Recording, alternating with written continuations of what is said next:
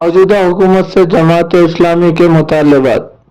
Doctor Khalid मुबश्शिरुल Zafar अमीर हल्का जमात इस्लामी तेलंगाना ने निजामाबाद में प्रेस कॉन्फ्रेंस को मुखातिब करते हुए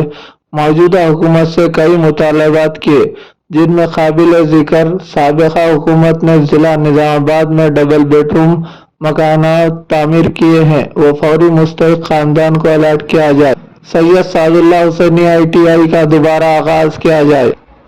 दरगाह बड़ा पहाड़ से हासिल करदा आमदनी को निजामाबाद के फलाई कामों पर खर्च किया जाए। मेगा DSC में उर्दू मीडियम जायदादों की निशानदेही की जाए। बावन साहब पहाड़ी का नया ब्रिज फौरी तामीर किया जाए। इसके अलावा दीगर मुतालबात पर भी जोर दिया। मैं अल्लाह ताला का शुक्रगुजार हूँ कि सुबह से हम लोग जमात के इंटरनल प्रोग्राम के लिए यहाँ पर आए, हमारे कैडर के साथ इंटरेक्शन है और आज सुबह से हम रूरल निजामाबाद के कैडर के साथ मुख्तलिफ मीटिंग्स कर रहे थे। कल इंशाल्लाह अर्बन इलाके के जिम्मेदारान और मेंबर्स ऑफ कैडर के साथ मीटिंग्स हैं। जमात इस्लामी के बारे में जनाब अब्दुर्रहमान दाऊदी साहब जो हमारे डिस्ट्रिक्ट ऑर्गेनाइजर भी हैं, उन्होंने ब्रीफ आपको किया है। मैं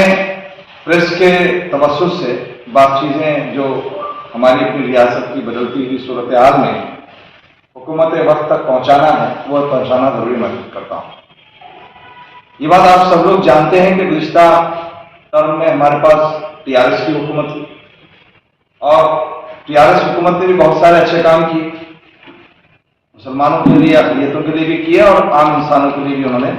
बाज़ अच्छे काम किए, लेकिन उनकी बात बड़ी गलतियाँ जिन्हें ब्लंडर कहा जा सकता है, उसने उनको इख्तियार से महरूम कर दिया। और ये बात बहुत खुल के सामने आई कि सिर्फ मुसलमान ही नहीं बल्कि मुसलमानों से हटकर भी एक बड़ा तबका TRS के जो इक़दाम थे उनसे नाराज भी थे और जो वादे किए गए थे उन वादों की पाबजाई नहीं करने के नतीजे में उन्हें आवाम की अदालत में एहतसाब किया गया और उसके बाद उनको इक़्तिदार से हाथ धोना पड़ा। अब इस वक्त कांग्रेस की हुकूमत आई है और हमने भी बड़ी कंडीशन तारीफ की, ना तारीफ मुकम्मल हमने कांग्रेस को की थी और ना तारीफ मुकम्मल हमने BRS को की थी, बल्कि हम इलाकों की बुनियाद पर, अवामी राय की बुनियाद पर हमने कैंडिडेट्स को वोट के लिए सेलेक्ट किया था। उस मौके पर हमारे मौजूदा चीफ मिनिस्टर मोहतरम जनाब रेवंत रेड्डी साहब से हमारी मुलाकात भी हुई। मैं आज उसका ब्रीफिंग कर रहा हूँ लिहाज से। ये मेरी आवाज़ नहीं है, ये जमात इस्लामी की आवाज़ नहीं है सिर्फ, बल्कि ये आवाम की आवाज़ है और इब्तिदा के मरहले में ही अगर हमारे मौजूदा अब्दुल अजीज चीफ मिनिस्टर साहब अगर इन चीज़ों को महसूस कर ले तो वो आने वाले दिनों में एक अच्छे हुक्मरान के तौर पर इस रियासत में न सिर्फ याद रखी जाएगी बल्कि लोगों की दुआएं भी उनको मिलेंगी। और अगर गलती करें तो हालात और वक्त सबका एहतसाब करता है। मैं जमात इस्लामी की जानिब से हुकूमत के जिम्मेदारान से इस बात का मुतालबा करता हूँ कि रियासत तेलंगाना को नफरत और फिरकावारियत की फिजा से बिल्कुल पाक रखा जाए। हमारी रियासत एक पुरअमन और फिरकावाराना हमाहंगी के लिए एक मिसाल रखने वाली रियासत है और ये खुसूसियत को बरकरार रहना चाहिए। तश्कील पाने वाली रियासत की हुकूमत मुल्क में फैलाई जाने वाली नफरत की फिजा से रियासत को हमेशा पाक साफ रखे, ऐसा हमारा मुतालबा था, है और रहेगा। इसके लिए उन्हें ऐसे अनासिर को कंट्रोल करना पड़ेगा जो मुख्तलिफ तबकों के दरमियान नफरत का माहौल पैदा करते हैं और वक्तन फवक्तन वो ऐसे बयान देते हैं जिसके नतीजे में मुख्तलिफ तबकात में अदम तहफ़्फ़ुज़ और बदअमनी का माहौल पैदा होता है। हम ये भी तवक्को करते हैं कि कांग्रेस की हुकूमत से जो कुछ मुस्बित अवाम की तवक्कुआत की है वो तवक्कुआत फिस्तानी ताकतों से मुस्तकिल ताल्लुकी की बुनियाद पर अगर मुस्तक़बिल में कभी कोई सूरत हाल हो तो जैसे कि हमारे मरकज़ी चीफ मिनिस्टर साहब ने वादा किया था, उन्हें अपने इस वादे को वफ़ा करना चाहिए कि वो फिस्ताई जमातों और उनकी जानिब से लाए जाने वाले एजेंडों से या तो बेताल्लुक़ रहेंगे और अगर मौका रहा तो उसकी मुखालिफत करेंगे। ये हुकूमत बड़ी उम्मीदों की बनी, नौजवानों को मुलाजमतों की फराहमी का अहम वादा और हम उम्मीद करते हैं کہ لاکھوں بے روزگار نوجوان جو اس وقت حکومت کی جانب دیکھ رہے ہیں، ان کی بے روزگاری کو دور کرنے میں حکومت وقت اپنا پورا زور لگائے، ان کی نظرائیں استعمال کریں، جیسے اسٹارٹ اپ ہے، ٹریننگ ہے، مہارتوں کا فروغ ہے، مالی امداد ہے، اور نوجوانوں کے اعتماد کو بحال کریں۔ ہم کسانوں، زرعی مزدوروں اور دیہی معیشت کی مستحکم ترقی کا بھی ہمارے چیف منسٹر صاحب سے ہم نے مطالبہ کیا تھا، اور انہوں نے اس کا وعدہ بھی کیا تھا۔ خاص طور پر اس ریاست میں پولیس اصلاحات کے سلسلے میں جماعت اسلامی ہند نے جناب ریونت ریڈی صاحب کے سامنے، KTR صاحب کے سامنے اور دیگر ذمہ داران کے سامنے مطالبہ رکھا تھا کہ شری کرشنا کمیشن کی سفارشات اور سپریم کورٹ کی تجاویز کی روشنی میں پولیس نظام میں اصلاحات کو یقینی بنانے اور اس کے مطابق پولیس فورس میں آبادی کے تناسب سے اقلیتوں کی بھرتی کے لیے صورتحال مناسب بنائی جائے، اور جو کچھ حکومتی دہشت گردی ہے اس کا بھی خاتمے کے لیے کوشش کی جائے کہ مظلوموں کو ظلم سے نجات ملے۔ پھر ہم یہ بھی دیکھتے ہیں کہ اس وقت پوری ریاست کے اندر ہیلتھ کیئر جو ہے، خاص طور پر پینڈیمکس کے بعد کا جو زمانہ ہے، ایک انڈسٹری بن چکا ہے۔ غریب بیمار ہو کر اپنے پیسے کو اپنے ہاتھ سے کھو رہا ہے، تو ریاست میں صحت عامہ کی صورتحال کو بہتر بنانے کے لیے اور علاج کو نچلی لیول تک پہنچانے کے لیے دواخانوں اور بہت ہی چھوٹے چھوٹے منصوبوں کے ساتھ جو ہے حکومت کو آگے آنا چاہیے۔ مڈل اور لوور مڈل کلاس سے تعلق رکھتے ہیں، اگر حکومت ان کو چھوٹی سی اسکالرشپ دے رہی ہے تو وہ کیا ایسا مسئلہ تھا حکومت کے؟ وہ اسکالرشپ بند ہو گئی۔ اسکالرشپ کی جو بحالی ہے مسلمانوں کے لیے وہ پرائمری، سیکنڈری اور اعلیٰ تینوں سطحوں پر ضروری ہے، ورنہ ایک بڑی تعداد ایسی رہے گی جو تعلیم سے محروم جائے گی۔ پھر میں یہ بھی بتاؤں کہ اچھی حکومت کے لیے ضروری ہے کہ وہ عوام اور سول سوسائٹی سے رابطے میں رہے۔ ہم امید کرتے ہیں کہ حزب وحدت ہمارے چیف منسٹر صاحب وہ ایک ایسی بادیات اور ایک نگران کمیٹی بنائیں گے جس میں مسلمانوں سمیت تمام طبقات شامل ہوں گے، اور وہ کم سے کم 3 ماہ میں 4 ماہ میں ایک دفعہ ایک ایسی ملاقات کے ذریعے ان چیزوں کی طرف توجہ دلائیں گے جو حکومت نے اپنے وعدوں میں شامل کیے ہیں لیکن وہ کر نہیں پا رہی۔ تو یہ سب مطالبات جو ہیں اصل میں ہم چاہتے ہیں، جماعت اسلامی کا یہ خیال ہے، یقین ہے، مطالبہ ہے اور انشاءاللہ تعاون بھی رہے گا کہ اس ریاست کو اور انصاف پر مبنی حکمرانی ملنی چاہیے۔ ہم صرف مسلمانوں کی بات نہیں کرتے، ہم تمام انسانوں کی بات کرتے ہیں۔ وہ سبھی لوگ جو کسی بھی مذہب سے تعلق رکھتے ہیں، کسی بھی جنس سے تعلق رکھتے ہیں، اگر ان کے ساتھ ناانصافی ہو رہی ہے تو یہ حکومت کی ذمہ داری ہے کہ وہ اس کو یقینی بنائے۔ میں کچھ باتیں آپ کو اس حوالے سے نظام آباد کے پس منظر میں بھی رکھنا چاہتا ہوں۔ مڈل اور لوور مڈل کلاس سے تعلق رکھتے ہیں، اگر حکومت ان کو چھوٹی سی اسکالرشپ دے رہی ہے تو وہ کیا ایسا مسئلہ تھا حکومت کے؟ وہ اسکالرشپ بند ہو گئی۔ اسکالرشپ کی جو بحالی ہے مسلمانوں کے لیے وہ پرائمری، سیکنڈری اور اعلیٰ تینوں سطحوں پر ضروری ہے، ورنہ ایک بڑی تعداد ایسی رہے گی جو تعلیم سے محروم جائے گی۔ پھر میں یہ بھی بتاؤں کہ اچھی حکومت کے لیے ضروری ہے کہ وہ عوام اور سول سوسائٹی سے رابطے میں رہے۔ ہم امید کرتے ہیں کہ حزب وحدت ہمارے چیف منسٹر صاحب وہ ایک ایسی بادیات اور ایک نگران کمیٹی بنائیں گے جس میں مسلمانوں سمیت تمام طبقات شامل ہوں گے، اور وہ کم سے کم 3 ماہ میں 4 ماہ میں ایک دفعہ ایک ایسی ملاقات کے ذریعے ان چیزوں کی طرف توجہ دلائیں گے جو حکومت نے اپنے وعدوں میں شامل کیے ہیں لیکن وہ کر نہیں پا رہی۔ تو یہ سب مطالبات جو ہیں اصل میں ہم چاہتے ہیں، جماعت اسلامی کا یہ خیال ہے، یقین ہے، مطالبہ ہے اور انشاءاللہ تعاون بھی رہے گا کہ اس ریاست کو اور انصاف پر مبنی حکمرانی ملنی چاہیے۔ ہم صرف مسلمانوں کی بات نہیں کرتے، ہم تمام انسانوں کی بات کرتے ہیں۔ وہ سبھی لوگ جو کسی بھی مذہب سے تعلق رکھتے ہیں، کسی بھی جنس سے تعلق رکھتے ہیں، اگر ان کے ساتھ ناانصافی ہو رہی ہے تو یہ حکومت کی ذمہ داری ہے کہ وہ اس کو یقینی بنائے۔ میں کچھ باتیں آپ کو اس حوالے سے نظام آباد کے پس منظر میں بھی رکھنا چاہتا ہوں۔ اسی طرح سے ہم امید کرتے ہیں کہ کانگریس گورنمنٹ صحت کے میدان میں اس طرح سے نیچے تک جائے اور انسانوں کی خدمت کرے۔ خواتین کا تحفظ ایک بڑا اہم مسئلہ، صرف انہیں بسوں میں یعنی ٹکٹ سے آزادی دینے کا مطلب یہ نہیں کہ وہ وہاں حفاظت میں آ گئے، ان کو اس طرح کی سہولیات دینے کے ساتھ ساتھ ہم اس بات کا بھی مطالبہ کرتے ہیں کہ ان کے تحفظ کو یقینی بنائیں اور اقلیتوں کے ضمن میں ہمارا یہ مطالبہ بھی ہے اور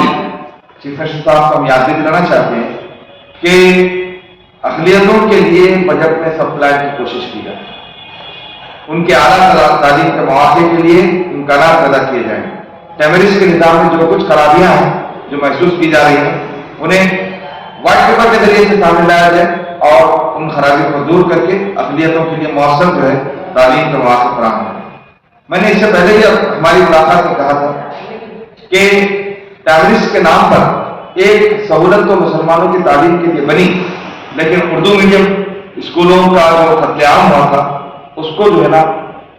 دوبارہ زندہ کرنا چاہیے، دوبارہ اردو میڈیم اسکول جو بند ہوئے ہیں ان کا ریوائول ہونا چاہیے اور اردو میڈیم ویکنسیز جو ہیں ان ویکنسیز کو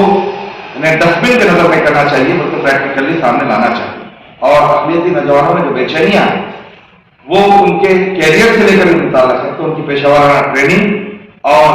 مسلم اکثریتی محلوں میں شہری سہولتوں اور انسانی سہولتوں کی فراہمی اور وقت جائیدادوں کا تحفظ اور وقت ایڈ کا امکانی طور پر بنانا یہ ہمارے اہم مطالبات ہیں اور ہم امید کرتے ہیں کہ ہماری موجودہ حکومت ان تمام چیزوں میں اہم کام کرے گی۔ سابقہ حکومت نے ضلع نظام آباد میں جو ڈبل بیڈ روم مکانات تعمیر کیے تھے وہ فوری مستحق خاندانوں کو الاٹ ہونے چاہیے، جماعت کا یہ مطالبہ ہے۔ اسی طرح جماعت چاہتی ہے کہ سید سعد اللہ حسینی ITI کا دوبارہ آغاز کیا جائے، وقف درگاہ خلاص سے حاصل کردہ آمدنی نظام آباد میں فلاحی کاموں پر خرچ کی جائے،